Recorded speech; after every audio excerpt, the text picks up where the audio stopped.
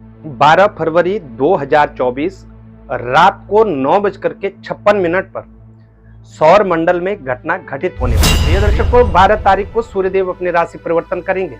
राशि परिवर्तन करके सूर्यदेव मकर राशि को छोड़ करके कुंभ राशि में प्रवेश करेंगे। कुंभ राशि में पहले से ही शनिदेव विराजमान है, तो फरवरी के माह में आपको शनि और सूर्य की युति देखने को मिलेगी। जब भी शनि और सूर्य की युति बनती है तो राजनैतिक उथल पुथल देखने को मिलती है।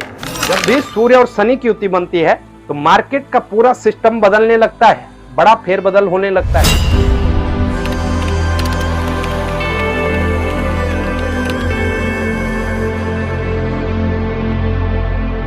ओम आदिदेव नमस्तुभ्यं प्रसीदं भास्कर दिवाकर नमोस्तुभ्यं प्रभाकर नमोस्तुते। प्रिय दर्शकों नमस्कार, बहुत बहुत स्वागत है आपका।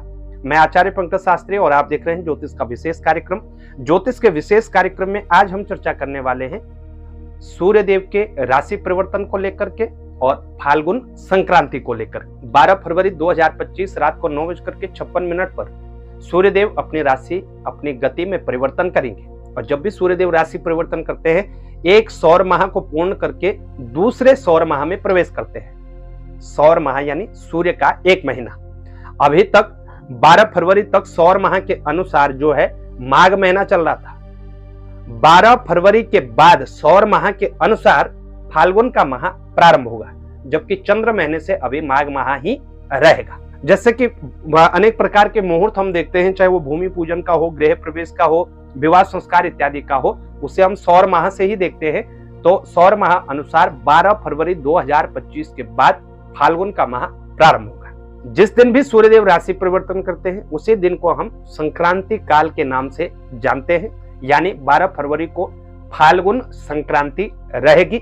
और संक्रांति के दिन गंगा स्नान करना, पूर्वज पितरों के निमित्त पितृ तर्पण करना, अन्नदान करना, गर्म वस्त्रों का दान करना या किसी भी प्रकार के वस्त्र दान करना, आवश्यकता अनुसार ब्रह्मभोज कराना इत्यादि विशेष रूप से पुण्यप्रद होता है, लाभप्रद होता है। प्रिय दर्शकों, संक्रांति का जो शाही स्नान है प्रयागराज महाकुंभ में 12 फरवरी को ही किया जाएगा। 12 फरवरी जो संक्रांति का पुण्य काल रहेगा, जिस मध्याह्न काल 3:32 से शुरू होगा, इसके बाद स्नान कर सकते हैं, या आप 13 फरवरी प्रातः काल तक भी स्नान कर सकते हैं। सूर्य उदय से पूर्व पुण्य काल के अंतर्गत आप स्नान कर सकते हैं और स्नान करने का विशेष महत्व भी होता है। प्रिय दर्शकों, ये संक्रांति वार के अनुसार मंदाकिनी और नक्षत्र के अनुसार घोड़ा नामक संक्रांति होती है। इस संक्रांति का जो प्रभाव है क्रूर व्यक्तियों के लिए शुभ रहेगा और सात्विक लोगों को थोड़ा परेशान करने वाला रह सकता है। ये तो रही संक्रांति की चर्चा। प्रिय दर्शकों, इसी दिन जब रात को 9:56 पर कन्या लग्न में सूर्यदेव अपनी राशि परिवर्तन करेंगे, तो सूर्यदेव मकर राशि को छोड़ करके कुंभ राशि में विराजमान होंगे। कुंभ राशि के अंतर्गत शनिदेव की युति अभी बनी हुई है। सूर्य और शनि की युति बनेगी, सौर मंडल की एक बड़ी घटना है। तो 12 राशि के जातकों पर तो इसका नकारात्मक प्रभाव पड़ेगा, लेकिन इसके साथ साथ विश्वव्यापी समस्याएं भी आपको देखने को मिलेंगे। विश्वव्यापी समस्याएं से आपको अवगत कराएं तो राजनैतिक उथल पुथल आपको देखने को मिल सकते हैं। अनेक देशों में राजनैतिक उथल पुथल, युद्ध जैसी घटनाएं, हिंसक प्रवृत्ति अधिक बढ़ सकती है। इसके साथ ही खनिज पदार्थ और खाद्य पदार्थों की कीमतें बढ़ सकती हैं। प्रिय दर्शकों, जिन लोगों की पत्रिकाओं में जन्म कुंडली में पहले से ही सूर्य और शनि की युति है, उनको विशेष रूप से सतर्क सावधान जरूर रहना चाहिए। अब जान लेते हैं आपकी राशि का हाल। आपकी राशि पर क्या होगा सूर्य और शनि की इस युति का प्रभाव, और ये सिलसिला शुरू करते हैं भचक्र की पहली राशि मेष राशि से। मेष राशि के जातकों, ये युति आपके लिए लाभ भाव के अंतर्गत बनी हुई है। लाभ भाव यानी 11वें भाव में सूर्य और शनिदेव युति बनाने वाले हैं, तो कहीं ना कहीं लाभ से संबंधित दिक्कतें आपको देखने को मिल सकती हैं। खर्चों में बढ़ोतरी होगी, लाभ से संबंधित समस्याएं होंगी, स्वास्थ्य से संबंधित दिक्कतें आपको देखने को मिल सकती हैं। हेल्थ से रिलेटेड भी आप परेशान रहेंगे। पिताजी के साथ खटपट हो सकती है। या किसी नए व्यवसाय को लेकर के, पैसों को लेकर के कोई तीखी बहस आपके बीच में हो सकती है, तो पिता पुत्र को विशेष रूप से सतर्क सावधान रहना होगा। इसके साथ ही बड़े भाइयों के साथ भी आपकी अनबन हो सकती है, किसी बात को लेकर के बहस हो सकती है। अपने व्यवहार को संयमित रखने की जरूरत मेष राशि के जातकों को पड़ने वाली है। 12 फरवरी से लेकर 13 मार्च तक आपको प्रतिदिन सूर्य देव को तांबे के लोटे से अर्घ्य देना है और सूर्य के सामने ही हनुमान चालीसा का यदि आप पाठ करें तो निश्चित ही आपको लाभ होगा। वृषभ राशि, वृषभ राशि के जातकों के लिए यह युति 10वें भाव में बनेगी, करियर के भाव में। कार्य क्षेत्र पर इसका इंपैक्ट पड़ेगा। वैसे सूर्य देव यहां पर कारक होते हैं और शनि देव भी यहां पर कारक होते हैं। वृषभ राशि के जातकों के लिए कुछ हद तक स्थितियां आपके पक्ष में होंगी। कार्य क्षेत्र में आपको सफलताएं देखने को मिलेंगी, नई जॉब आपको प्राप्त हो सकती है, कोई बदलाव आप करना चाहते हैं नौकरी में या व्यवसाय में तो बदलाव भी आपके लिए संभव है।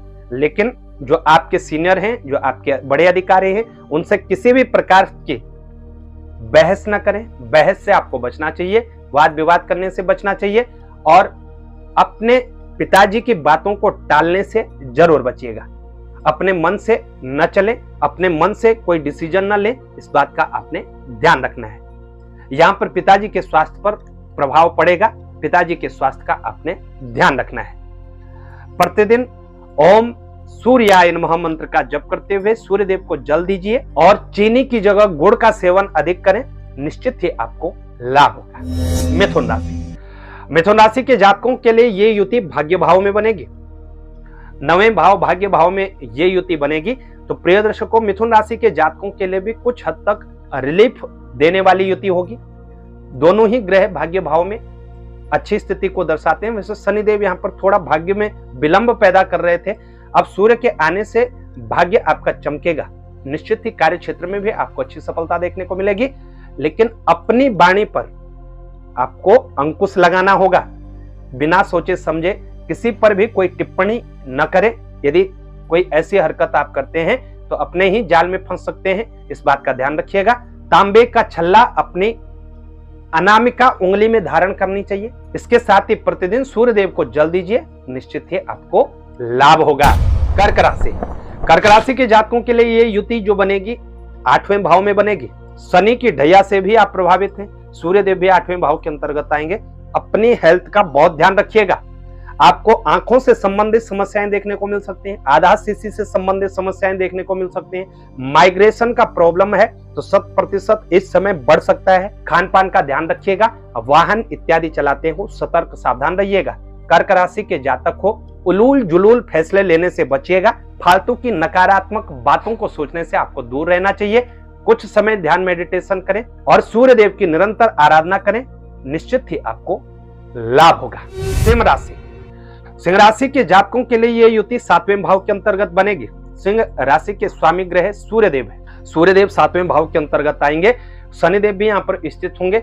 मैरिड लाइफ आपकी डिस्टर्ब रहेगी। मैरिड लाइफ में कहीं ना कहीं आपको दिक्कतें देखने को मिल सकती हैं। कामकाज में व्यर्थ की भागदौड़ अधिक रहेगी। जहां आपको यह लगेगा कि आपका अच्छा फायदा हो रहा है, वहीं निराशाजनक स्थिति आपके हाथ लग सकती है। निराशा से बचिएगा।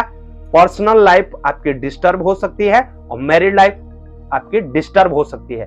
व्यवसाय में किसी भी बड़े बदलाव को करने से आपको बचना होगा। जिस स्थिति में है फिलहाल उसी स्थिति में रहें। अपने गुस्से को अपने काबू में रखें। सिंह राशि के जातक को प्रतिदिन ओम घृणी सूर्याय नमः मंत्र का जप करते हुए सूर्य देव को जल दीजिए और आक के पेड़ में हर रविवार को जल दीजिए, निश्चित ही आपको लाभ होगा। कन्या राशि, कन्या राशि के जातकों के लिए यह युति 6ठे भाव के अंतर्गत बनेगी और 6ठा भाव रोग रिपु ऋण का है। प्रिय दर्शकों, आपके शत्रु बढ़ सकते हैं।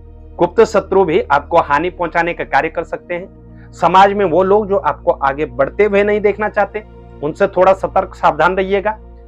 किसी भी सिचुएशन में लोन लेने से, कर्ज लेने से, कर्ज देने से आपको बच करके रहना होगा। चाहे वो आपकी हेल्थ को लेकर के हो, रिलेटिव की हेल्थ को लेकर के हो, कहीं ना कहीं हॉस्पिटल का चक्कर आपका जरूर लग सकता है, तो इसके लिए भी आपको पहले से ही तैयार रहना होगा। ओम खगाय नमः मंत्र का जप करते हुए सूर्य देव को अर्घ्य दें, सूर्य गायत्री का जप करें, निश्चित ही आपको लाभ। तुला राशि, तुला राशि के जातकों के लिए यह युति पंचम भाव में बनेगी। और प्रिय दर्शकों, तुला राशि के जातकों के लिए वैसे तो सूर्य बहुत ज्यादा कारक नहीं होते हैं, लेकिन आपके लिए पंचम भाव में ये युति बनेगी तो कहीं ना कहीं स्थितियां कुछ हद तक आपके हाथ में रहेंगी। शिक्षा के क्षेत्र में कुछ बड़ा परिवर्तन कर सकते हैं। जो जातक शिक्षा से संबंधित काफी लंबे समय से प्रयास कर रहे थे और हर प्रयास में विफल हो रहे थे, अभी आप सफलता प्राप्त कर सकते हैं। और तुला राशि के जातक हो तो लव लाइफ आपकी डिस्टर्ब हो सकती है। लाल गाय को हर रविवार को गुड़ और रोटी जरूर दीजिए, निश्चित ही आपको लाभ होगा। वृश्चिक राशि, प्रिय दर्शकों, वृश्चिक राशि पर भी ढैया का प्रभाव है और आपके लिए ये युति चौथे भाव में बनेगी, फोर्थ हाउस में। चौथे भाव में सूर्य और शनि की युति बनेगी तो कहीं ना कहीं ये आपको घर के सुखों से दूर कर सकती है। अचानक किसी यात्रा पर आप जा सकते हैं, घर से बाहर जा सकते हैं। कार्य क्षेत्र को लेकर के कोई यात्रा हो सकती है। कार्य क्षेत्र में दिक्कतें देखने को मिल सकती हैं। यदि ऑफिस में आपका व्यवहार अनुकूल नहीं रहा, आपका गुस्सा अनुकूल नहीं रहा, तो कहीं ना कहीं आपको दिक्कतें देखने को मिल सकती हैं और जॉब परिवर्तन करने की स्थिति भी आपको देखने को मिल सकती है। यहां तक नौबत आ सकती है कि आपको जॉब परिवर्तन करना पड़े। वृश्चिक राशि के जातक हो, माता पिता के स्वास्थ्य का बहुत ध्यान रखिएगा। प्रतिदिन ओम सूर्याय नमः मंत्र का जप करते हुए सूर्य देव को अर्घ दीजिए, आपको विशेष लाभ देने का कार्य करेगा। धनुराशि, धनुराशि के जातक को आपके लिए ये युति तीसरे भाव में बनने जा रही है। तीसरा भाव पराक्रम का भाव होता है, सहज भाव होता है, छोटे भाइयों का भाव होता है। तो धनुराशि के जातक को इन सब मामलों में थोड़ा सतर्कता सावधानी बरतिएगा। कॉन्फिडेंस आपके जीवन में आएगा। कार्य क्षेत्र में कुछ उन्नति और तरक्की भी आपको देखने को मिलेगी। बहुत हद तक संभव है अपने कार्य क्षेत्र में आप अच्छी सफलता प्राप्त करेंगे, लेकिन इस बात का ध्यान रखिएगा, ओवर कॉन्फिडेंस से आपको बचना होगा। ओवर कॉन्फिडेंस आपको ले डूबेगा। छोटे भाइयों के साथ किसी भी प्रकार का झगड़ा करने से, वाद विवाद करने से आपको बचना होगा और आलस करने से भी बचिएगा। मकर राशि, मकर राशि के जातक को आपके लिए ये युति दूसरे भाव के अंतर्गत बनेगी। हेल्थ को लेकर के परेशानियां रहेंगी। इस बीच आपकी तबीयत खराब हो सकती है। पेट से जुड़ी हुई तमाम समस्याएं हो या चोट आदि का भय हो, आपके लिए बनता हुआ नजर आ रहा है। अपनी वाणी को संयमित रखिएगा। पारिवारिक रूप से मतभेद और तनाव आपको देखने को मिल सकता है। किसी प्रिय व्यक्ति के साथ आपका झगड़ा हो सकता है या मानसिक रूप से आप उसको लेकर के कहीं ना कहीं तनावग्रस्त रह सकते हैं। इस बात का ध्यान रखिएगा। मकर राशि के जातक हो, आर्थिक मामलों में भी आपको थोड़ा सतर्क सावधान रहना होगा। शनिदेव की तो आपने आराधना करनी ही है। हर सैटरडे को शनिदेव को तेल जरूर चढ़ाइए, दीपक जरूर जलाइए। इसके साथ ही प्रतिदिन प्रातःकाल सूर्य देव को अर्घ दीजिए, निश्चित ही आपको लाभ होगा। कुंभ राशि, कुंभ राशि के जातक को आपके लिए ये जो युति बनेगी लग्न में बनेगी। और लग्न आपका अपने का है, यानी स्वयं के हेल्थ को लेकर के आपको भी दिक्कतें देखने को मिल सकती हैं। मानसिक रूप से तनाव अधिक रहेगा। कार्य क्षेत्र को लेकर के तनाव हो सकता है। बिना बात का तनाव भी आपके जीवन में आएगा। इस बात को लेकर के थोड़ा सतर्क सावधान जरूर रहिएगा। बहुत ज्यादा ओवर थिंकिंग करने से आपको बचना होगा। पैसों को लेकर के छोटी मोटी दिक्कतें देखने को मिल सकती हैं। कुछ समय आपको ध्यान मेडिटेशन जरूर करना है। आदित्य हृदय स्तोत्र का पाठ करना आपके लिए विशेष लाभप्रद रहेगा। मीन राशि, वह चक्र की अंतिम राशि पर सूर्य और शनि की युति का क्या प्रभाव पड़ेगा। प्रिय दर्शकों, मीन राशि के आप जातक हैं तो मीन राशि के जातकों को बहुत सतर्क सावधान रहना होगा। 12वें भाव में शनि और सूर्य की युति बनेगी। कहीं ना कहीं खर्चों को लेकर के आप परेशान रहने वाले हैं। 12वां भाव खर्चों का होता है। कभी कभार आपको ऐसा भी फील होगा कि आपको एकांत जीवन जीना चाहिए। कभी कभार हॉस्पिटल का चक्कर लग सकता है, किसी भी वजह से हो हॉस्पिटल का चक्कर हो सकता है और खर्च जो है मेडिकली खर्च आपके होने वाले हैं। ओम रवये नमः मंत्र का जप करते हुए सूर्य देव को अर्घ दे, निश्चित ही आपको लाभ होगा। प्रिय दर्शकों, ये रहा 12 राशियों पर सूर्य और शनि की युति का प्रभाव। आपकी जानकारी के लिए बता दें, 26 फरवरी 2025 महाशिवरात्रि के पर्व पर हमारे कार्यालय में 24 घंटे चलने वाला महारुद्राभिषेक किया जाएगा, जिसमें सीधा आप भी जुड़ सकते हैं।